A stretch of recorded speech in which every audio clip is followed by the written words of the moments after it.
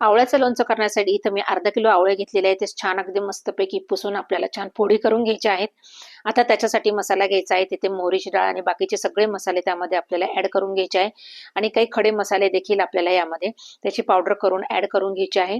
बघा, आणि आता हे मिक्सरमधून ग्राइंड करून आपल्याला मस्तपैकी अशी जाडसर पावडर वाटून घ्यायची आहे आणि ती देखील आपल्याला ह्या आवळ्याच्या मिश्रणामध्ये सगळ्या मसाल्यामध्ये मिक्स करून घ्यायची आहे. हे छान अगदी व्यवस्थित मसाला मस्त मिक्स झाला की मग आपण जे कट करून ठेवलेले जो आवळे आहेत त्यामध्ये आपल्याला टाकून घ्यायचे आहेत एकदम छान मस्तपैकी. आणि हे सगळं काही व्यवस्थित असं छान असं मिक्स करून घ्यायचं आहे. आणि आता चला आपण आवळ्याला मस्तपैकी फोडणी घालायची आहे तेलाची.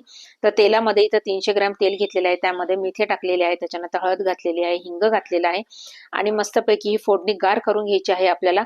आणि मग आपण जो मसाला तयार करून ठेवलेला आहे आवळं वगैरे टाकून त्यामध्ये ही फोडणी घालायची आहे आणि मस्तपैकी अगदी काचेच्या बॉटलमध्ये भरून ठेवायची.